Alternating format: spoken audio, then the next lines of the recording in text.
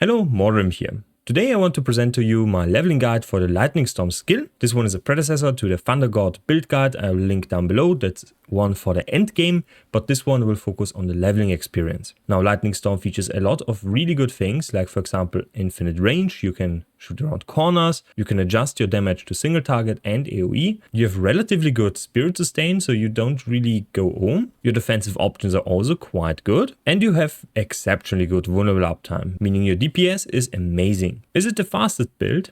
No, definitely not. We are a Druid, of course, but it's one of the best things you can do on the Druid early, which will get you to the really good part, which is around level 60, where you start blasting. Now, many classes got nerfed really hard, but the Druid, well, didn't really feel much at all. Your Paragon boards are really good, your Skilltree is also really good, your aspects didn't get affected or really nerfed, so everything is kind of fine and basically the same as pre-patch. And the new hearts are also amazing, so I will include those as choices since they leaked a few days ago. So let's start with the skill tree first. This one is on mobalytics, so you have the skill order on the left side. I will go quickly over this because there is not much to say here. We have Wind Shear at the second level. We pick up Enhanced Wind Shear next for a chance to make enemies vulnerable. Then we pick up Lightning Storm and Enhanced Lightning Storm. Enhanced Lightning Storm will then make our Lightning Storm keep the stages we channel.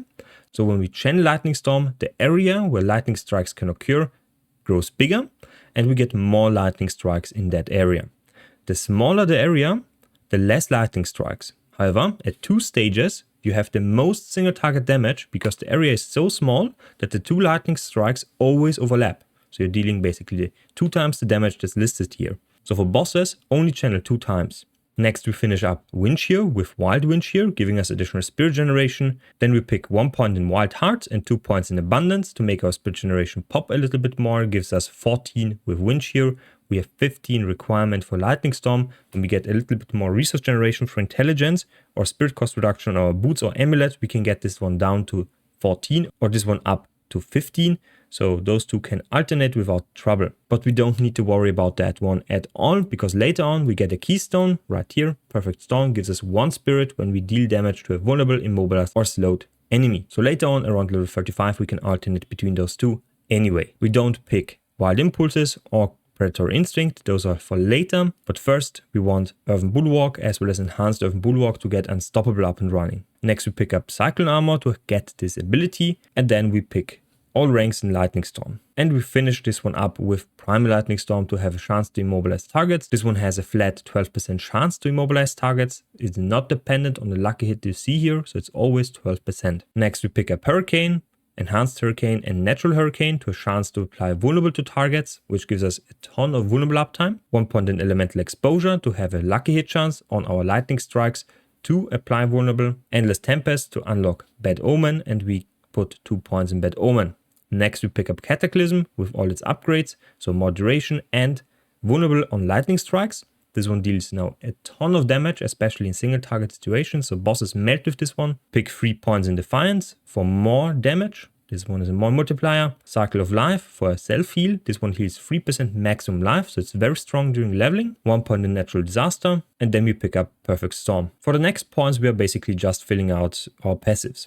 So Natural Disaster is next, we pick up Bad Omen, we pick up Elemental Exposure, fill out the Cyclone tree for Enhanced Cyclone and Innate Cyclone Armor, pick up Vigilance, 3 points here, so whenever we use one of those skills we get a damage reduction buff, which is important at that point, you should be level 40. Then in the Companion Cluster, Nature's Reach gives us another 9% damage modifier, versus distant enemies. Predatory Instinct is versus close enemies, so those two counter interact with each other, but enemies will rush you and you want to have some kind of damage here, so having additional crit chance here will help you immensely. Then pick up Electric Shock. Electric Shock will immobilize targets, and if they are immobilized they will apply a more damage multiplier, more damage taken. So this one synergizes very well with Primal Lightning. Bosses that are staggered will also apply this one, so that's really nice for those kind of situations. We pick up 3 points in Wild Impulses and the last point goes in Innate Earthen Bulwark. Innate Earthen Bulwark scales with the enemy level, so the higher the level of the enemy, the more damage you deal with this one, so it's still a very nice finish. So the standard planner will be shared down below, so you can look at this list and pick the skills in order. As for the aspects and the gems on the gear, you want Emerald Gems in your weapon, Topaz in your armor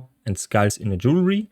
if you do not get the hearts, there are multiple hearts that are amazing for this build. During the leveling process, you will have access to Caged Heart of Bicania, which will give you just additional damage on critical strikes. The Big Suck Heart, which is located right here. So whenever you press your Cataclysm, you're going to suck in enemies, which will help you with AoE, because each and every lightning strike can AoE damage them. So if they are packed together in a small area, you can strike one enemy, and every single enemy in that area where that strike occurs is going to get damaged. And Caged Heart of the Malignant Pact, which is found here, will help you with your primary resource generation as well as attack speed, and will give you a barrier. So this one is also really strong. Otherwise, go for skulls. Next, let's go over the aspects. The aspects are very straightforward on this class. There is only one aspect you want to get on this build. Everything else is just a bonus. This one is called the Overcharge aspect. And this one is found in Skilltree. So this is the Skilltree map, right at the top right corner in the Mariner's Refuge, right here.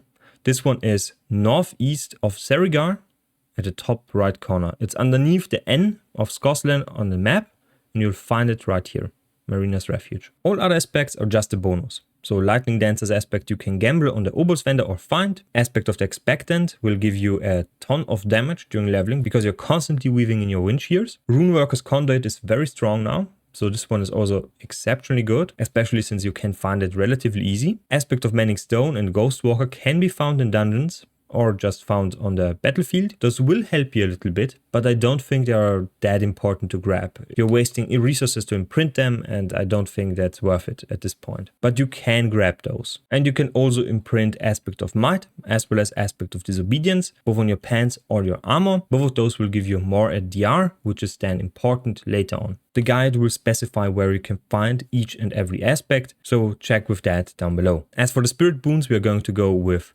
Wariness for the deer, or with Advantageous Beast for control impairing effects duration reduction. This one is quite nice now because you can get this one on your armor as well as in your pants, so you're not 100% reliant on your unstoppable buff. As for Eagle, we want the crit chance as well as Aven Wrath, which gives us a more multiplier for crit strike damage. This one got changed or bug fixed with this patch. It was not documented in the patch notes, but I can personally vouch for this one, that this one works. I tested this one on Uberlilith and saw a decent amount of increased damage. So not 30 flat crit damage, but 30 more multiplier. Very strong now. For the Wolf, go with Energize.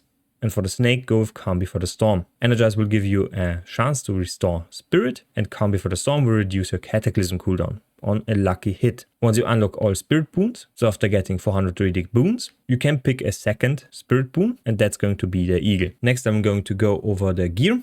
So gear just needs a few specific things you need to look out for. For the helmet or your totem, go for Life on Kill to get Sustain. That is very important. So helmet or totem. For the chest and your pants, go for as much DR as possible. For your gloves, go for Lightning Storm ranks, attack speed and crit chance. All of those are very important for the build, but prioritize Lightning Storm ranks. For the boots, as much movement speed as possible and stats. You can also find spirit cost reduction on those. For the amulet, spirit cost reduction, movement speed, cooldown reduction, all of those are very, very nice to have. Cooldown reduction got nerfed, so it's better to run storm cooldown reduction, which will then reduce your hurricane and your cyclone armor and your cataclysm cooldown. You can also find this one on your gloves, but it's not that important. Grab it on your amulet. For your rings, go for crit chance. Then lightning damage, which will improve your damage considerably with an increase. We have an empty increase bucket, so having conditionals to prioritize is not the smartest idea. Vulnerable damage we apply constantly, so that's okay, but crit damage falls off at the leveling. So pick increases to damage, crit chance, and vulnerable damage. This will give you the most damage increase during leveling. This is true for both rings. And for your weapon, willpower, vulnerable damage, core skill damage. And an axe, a one-handed axe, is very important because Lightning Storm is affected by attack speed. So this one will feel much smoother, especially when you weave in your wind shears in between. I personally would not give up a one-handed axe in favor of a two-handed. And for the totem, spirit cost reduction, cooldown reduction, crit chance, whatever you want, you can find it on the totem. Those are mostly utility-based affixes. And like I said, this one, the Overcharge aspect, you can find in a dungeon, again located in the top right corner, right here, Mariner's Refuge. So this one northeast of Serigar, underneath the N of Skilltree, located right here. If you enjoyed this video, leave a like, leave a comment if you have any questions, and if you haven't already, subscribe to help out the channel. You can also join the channel membership, and if you have the spare coin, you can leave a donation. See you next time and bye.